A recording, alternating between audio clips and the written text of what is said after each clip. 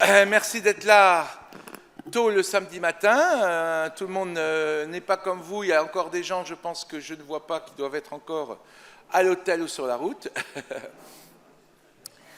Donc, merci. Donc, ce matin, nous avons, alors, comme je l'ai dit, un intervenant en moins, malheureusement, qui est malade. Nous avons donc 3 exposés. Nous allons faire la pause et après, il y aura une grande table ronde et ensuite une dernière intervention sur l'architecture. Alors, on va commencer tout de suite avec quelque chose qui était annoncé hier, vous savez, dans mes slides. Je vous repasserai ce slide à la fin. On voyait la révolution, les nouvelles visions du monde. Et il y avait le mot Godel. Et donc, le théorème de Godel est ce qu'on appelle le théorème d'incomplétude de la logique. Ce n'est pas quelque chose de simple à comprendre, mais c'est quelque chose qui a de grandes conséquences et qui a créé un champ d'études. Un champ d'études qui a été développé, entre autres, ce résultat, ce théorème qui a des conséquences philosophiques, a été développé par un grand mathématicien et dans le domaine aussi de ce qu'on appelle le computer science, qui est avec nous aujourd'hui. Et pourquoi il est avec nous? Parce que c'est le tout premier résident de l'Institut des études avancées qui est créé ici. C'est le premier en Afrique. Vous savez qu'il y a des instituts d'études avancées. Le premier étant celui de l'université de Princeton. Et donc, ces instituts ont pour objectif de recevoir des personnalités qui écrivent des livres, travaillent, peuvent avoir leur temps pour ceux de Einstein et Godel lui-même étaient dans ce premier institut pour les études avancées de Princeton. Donc, ici, l'UM6P vient d'ouvrir un institut dont le premier résident est Gregory Chaitin. On l'applaudit.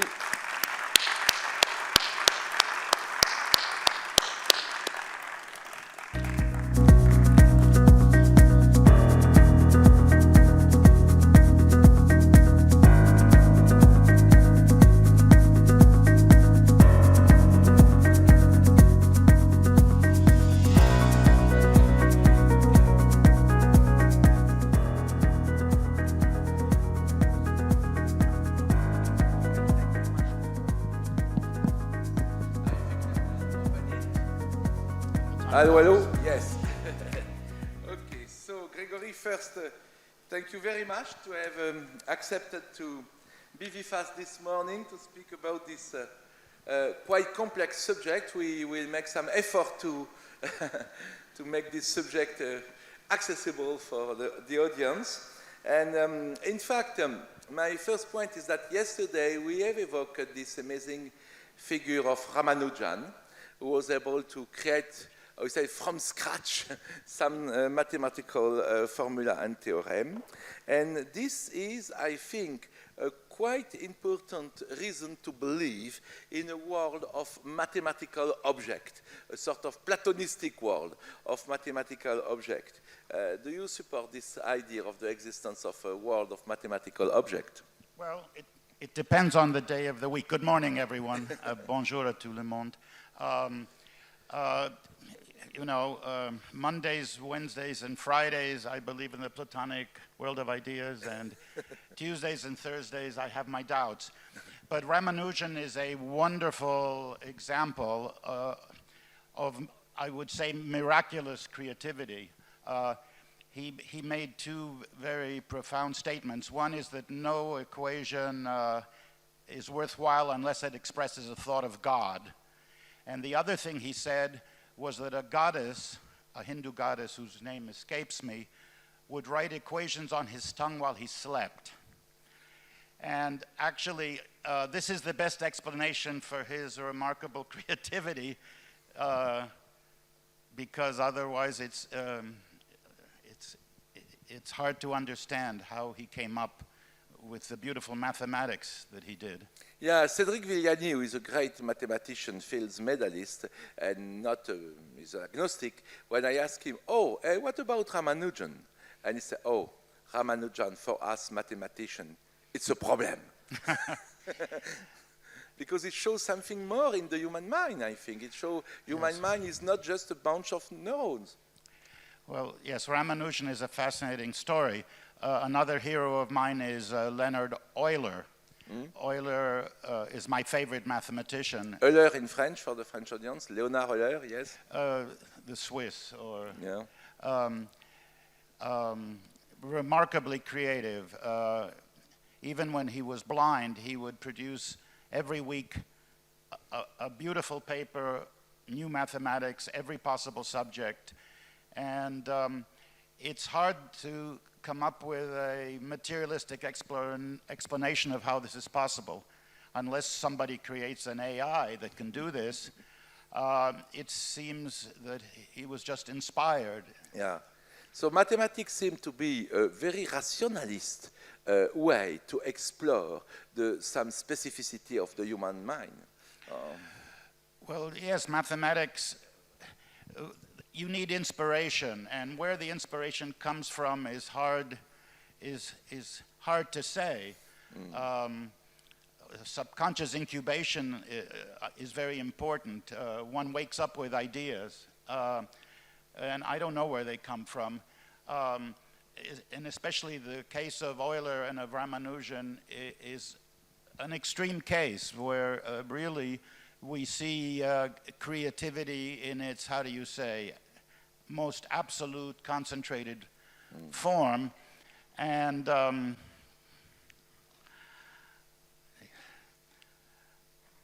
you know, one has to wonder where all this creativity comes from. And Ramanujan said where it came from in his case. And of course, now we are going to introduce this idea of the incompleteness theorem. So the first demonstration was by Godel in 1931-32. And you are, I know you are modest, but you are world famous to have made the extension, the generalization of this theorem of incompleteness. So first, could you define it? It's possible in a way accessible for large audience. And why it's so important, this incompleteness theorem of the basis of mathematics, of logics? Yes. Well, it's 90 years now that Godel did his very surprising result. What happened was that it was thought that mathematics was reductionist, that you could have a theory like Euclid's theory for geometry, you could have a theory for all of mathematics, and that would be a theory of everything, the way the physicists call it, for all of mathematics. And this would give you absolute certainty, which mathematicians assume that they have absolute truth, that they are closer to God's thoughts than anyone else. But in 1931, Godel showed that you can't have a theory of everything for all of mathematics. And that sort of pulled the rug out from this reductionist idea of a theory of everything for the entire world of mathematics, and also it pulls the rug out from under absolute certainty. So mathematics then becomes a more human activity. Oh, you wanted me to give an idea of how you prove this? The idea, after a century of work, has evolved, and my own approach uses a field that I helped to create called algorithmic information theory, where the idea of information plays a key role, and the idea of randomness plays a key role. And from this perspective, Gödel's incompleteness theorem seems very natural, because what it says, restated in the language that I use, is that the world, the Platonic world of mathematical ideas, has infinite complexity or infinite information. And any mathematical theory only has finite complexity or a finite amount of information. So it's very natural. In other words, it can only capture an infinitesimal part of mathematical truth. So it's very incompleteness looks very natural, very inevitable from this point of view. And also, the conclusion is that the mathematics is an open system, okay? But you told me something more puzzling, is that, of course, we can demonstrate that reductionism is false. We can demonstrate this in mathematics. We seem to be, for non-specialists, a very reductionist place because you demonstrate A plus B equals C and so on. So, could you comment on this? Well, yes, mathematics seems to be the most reductionist of any field. But within mathematics, it is demonstrably the case that it's not reductionist. You can prove that mathematically. So that was an astonishing result in 1931 that upset a lot of preconceived notions. For example, the great mathematician Hermann Weyl said that he had a depression and for 1 year he couldn't do any mathematics because he was so, how do you say, bouleversé? Bouleversé, yes, absolutely. Yeah. And that thing is very important what you said about Hermann Weyl and others, because it showed the importance of the theorem. Indirectly, when the opponent of something are really, they mind blow because of a result. I will make a parallel with, it will surprise you, with Stalin and the Big Bang. Stalin have killed people, astrophysicists, the Communist Party. They kill people, the student of the famous Alexander Friedman, because they believe in the origin of the universe. They believe that in the Big Bang theory, okay? So we can demonstrate that the Big Bang theory is a problem for some extreme materialists because they kill people for this. So we can demonstrate, it's a joke, but we can demonstrate that the Godel's theorem is really a problem for some reductionist and materialist people. Yes, well, I think incompleteness is good, not bad. If Hilbert had been right and there was a theory of everything for all of math, that would make mathematics mechanical. Yeah. It would also make mathematics into a cemetery. It would be a closed subject, and what would our children and grandchildren do? Just work out detailed consequences of existing principles? So I think it's much more wonderful to prove that mathematics is an open system which can absorb an unlimited amount of creativity, which means that we human beings, mathematics is an adventure which will go on forever. Now, technically, my thesis is, what does incompleteness mean? Well, I support a quasi-empirical view of pure mathematics. That's a term that Imre Lakatos came up with. And that's the idea that mathematics in some ways is similar to physics in that you try to find unifying principles that help you to organize your mathematical experience or your physical experience. This is a point of view that information theory, that algorithmic information theory leads you to. So algorithmic information theory is a kind of a numerical version of epistemology.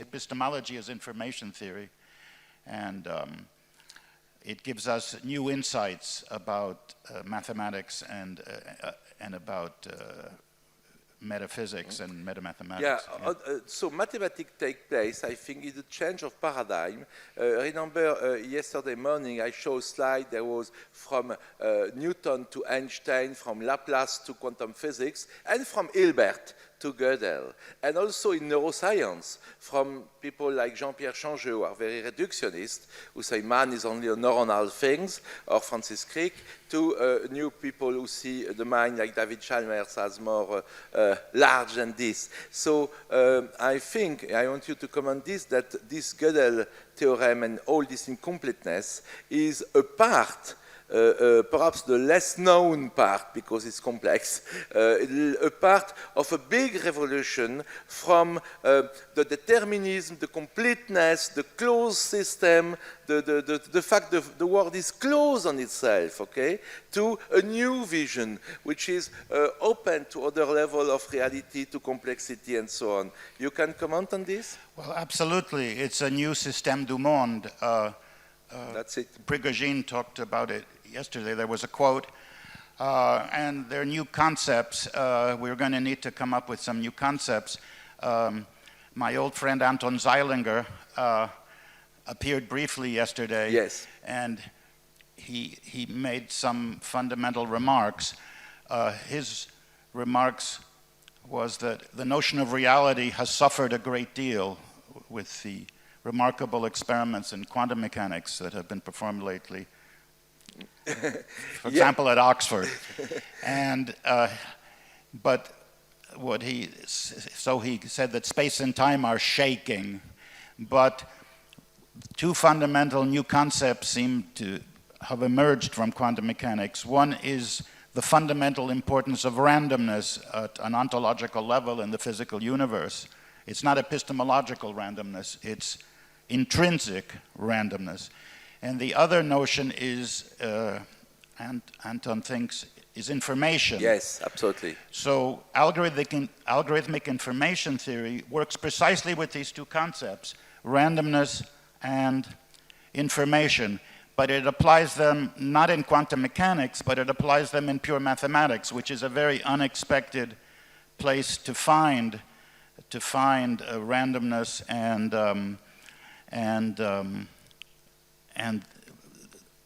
the broad applicability of a notion of information or complexity.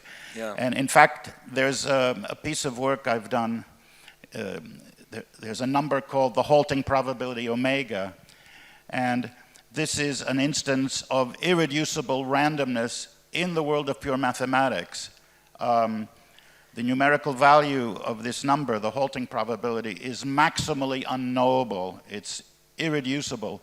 It's a perfect simulation in the world of pure mathematics where all facts are all truths are necessary truths. The halting probability, omega, its numerical value, is a perfect simulation of independent tosses of a fair coin. So it looks like God not only plays dice in quantum mechanics, but even in some areas of pure mathematics, which therefore are a challenge to the normal conception of mathematics. I'm glad you mentioned information and Anton Zallinger's message from yesterday, because I was honored to receive the book, your last book. You are working on it here at the Institute for Advanced Studies at UM6P. It will be, I think, the first result from this institute. And this book, the title is Philosophical Mathematics. And the good news is that, if I understand, it's an open source book. So in fact, everyone can receive it. Yes. We will ask you how to receive it, but it's open source, so it's because it's a result of his work here funded by the UM6P. And so in this book, you make many fascinating comments, one about information, and one of them is for you speculate about the mind is based on information and not on matter, and you make mention to the person I mentioned before, David Chalmers, who is a philosopher of mind who is non-reductionist. Could you develop this idea that mind is based on information, and after we will come back about the fact information is for you in the universe more fundamental than matter and energy? Okay, two comments. First comment is, I'm very happy to have had the opportunity here in Ben Guerir to write a small book that I'm very proud of. It's only 66 pages. It has lots of illustrations. You can download it for free. All you have to do is Google Chaitin, C-H-A-I-T-I-N, and Google academia,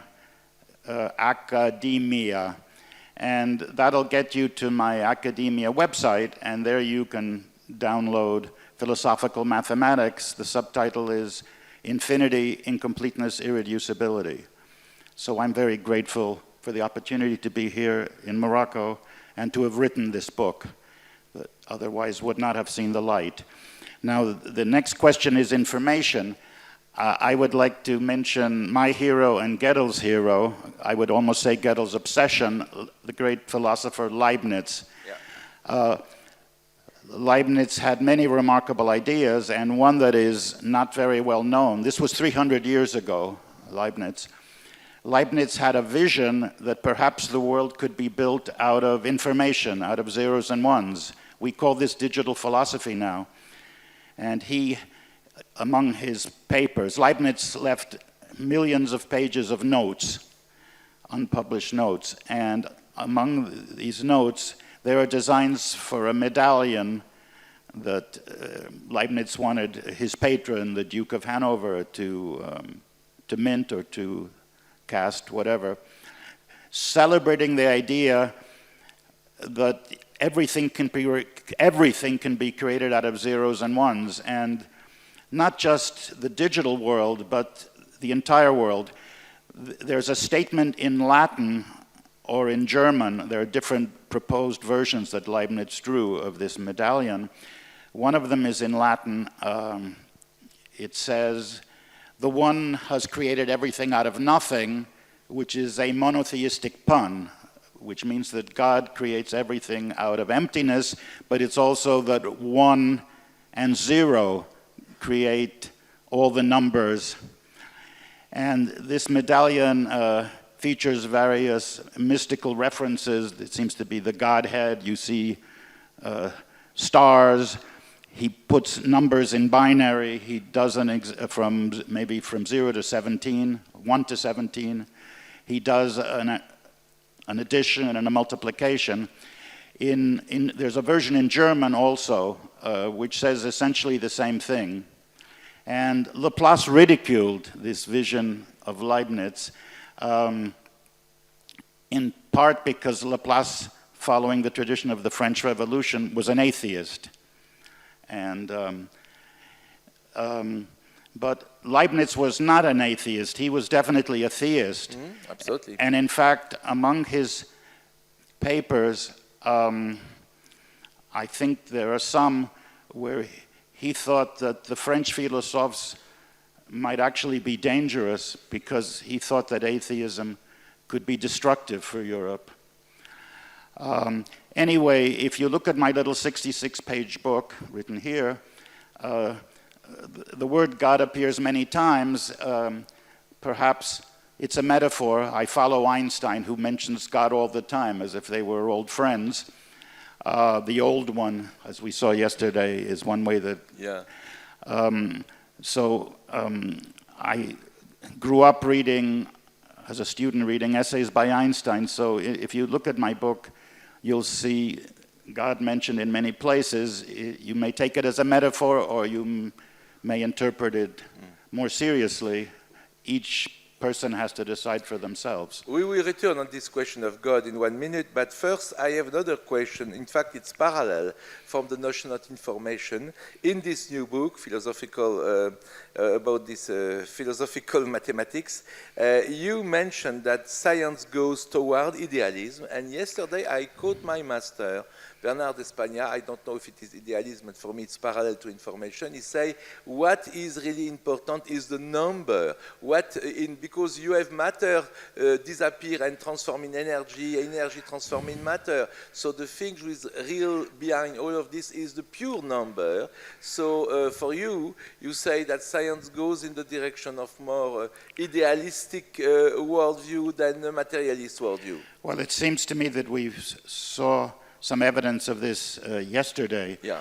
But there is this old notion, Pythagorean, Platonic notion, I think it's usually attributed to them, that God is a mathematician, everything is number, and God is a mathematician. What is the ontological basis for the physical universe? And one good thing to use is that we don't want to use marshmallow, for example, to construct the universe. One good thing to use is pure mathematics. And Leibniz discusses this very profoundly, and I quote him in my little book. Now, the more modern notion is the notion that everything is algorithm, and God is a programmer. Yeah. It's a neo-Pythagorean viewpoint that many of us feel sympathetic to. For example, quantum mechanics has been reformulated in terms of quantum information and qubits, and so many physicists, well, I don't know if many is the right word, but some physicists speculate, for example, on building space-time out of entangled qubits. This is an active area of research, rather theoretical research. So the notion of information inspires many of us. It inspired David Chalmers, who has a wonderful chapter in his book, The Conscious Mind in Search of a Fundamental Theory. He has a wonderful chapter on information theory. So I would recommend that book.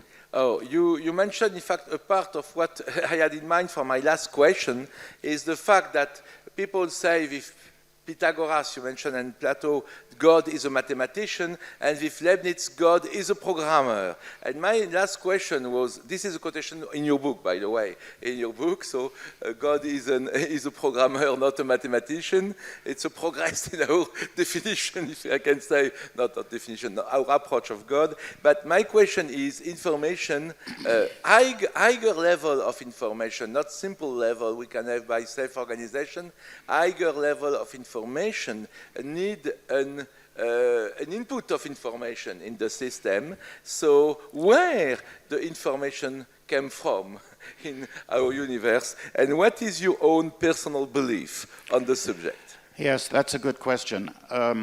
By the way, I would like to pay a tribute to my late friend Edward Fredkin, who also believed that the world was discrete and could be built out of information. And fortunately, my very much alive friend, Stephen Wolfram, is also working in this direction. The question is, what do I believe about, forgive me, I lost the thread. Where the information came from. Where does the information come from? Because we need information input in this world, yeah. Because information cannot self-generated by itself, right. By a self-organizing process, as some materialist people claim. That's my point. Yes. Okay, well, thanks to Hermann Weyl, I discovered a text of Leibniz. The document is called Discours de Métaphysique, and you can get it from the Bibliothèque Nationale de France, the Gallica website. You can get the first published version of the Discours de Métaphysique. It was published around 120 years ago, around the turn of the century. And it's written in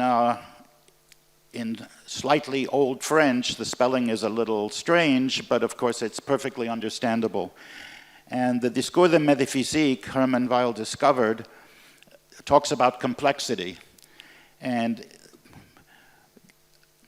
Leibniz makes a profound remark. Voltaire mocked Leibniz. Mocked that this is the best of all possible worlds. What is the name of that book? Candide, right. Candide, the Voltaire. Subtitle is something like l'optimisme. Yeah, Voltaire invented the word optimism to make fun of Leibniz. But Leibniz is actually very profound and very subtle. What does Leibniz say in section 6 and 7 of the Discours de Métaphysique? He says that this is the best of all possible worlds. God has created the most perfect possible world. In what sense?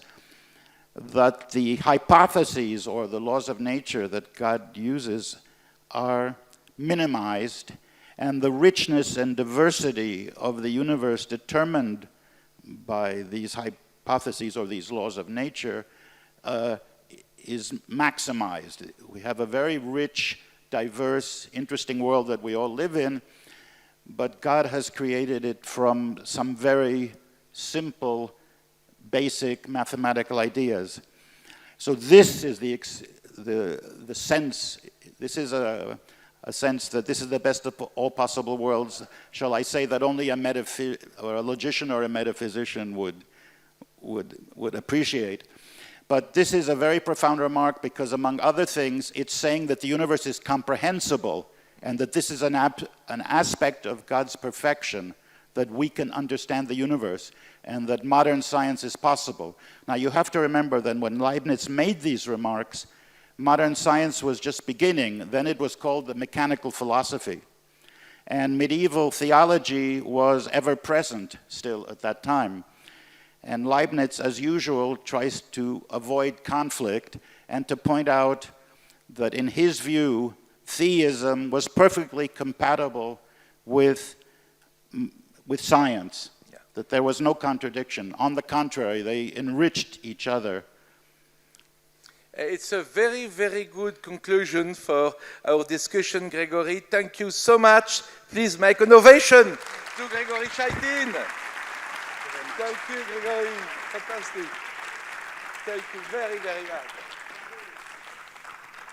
Vous voyez vraiment que nous avons de la chance, vraiment, parce que hier on a débattu avec deux prix Nobel et là nous venons de faire ce débat avec un très très grand esprit et je dois dire que c'est toujours pour moi un émerveillement et une grande chance dans ma vie de pouvoir non seulement faire ces débats mais vous les offrir. Tout ceci sera sur internet, vous pourrez le revoir. Il y avait vraiment, je ne vais pas le commenter, mais des choses vraiment profondes et fascinantes et donc ça tombe bien, c'est pas tout à fait un hasard. Dans le programme, nous allons maintenant entendre deux personnes grâce à qui Gregory Chaitin est ici et a pu faire ce livre, comme il l'a dit, l'un après l'autre. Le premier est mon ami Reda Ben-Kiran, c'est lui qui a amené Gregory Chaitin ici. Oui, le théorème, ah oui, Luc, le théorème de Godel. Certaines propositions sont vraies mais indémontrables. Dieu, par exemple. I think it's a very good illustration. Il était à deux doigts d'objectiver le subjectif. Oui, si on se plonge un peu trop dans ces questions-là, c'est vrai que ça peut devenir... voilà. Il vit dans un petit système d'axiomes cohérents et il ne voit pas une proposition indécidable. Parfait, oui, c'est très, très... Il a bien l'esprit du théorème d'indécidabilité et d'incomplétude. Luc, formidable. Merci Luc. Donc, on applaudit.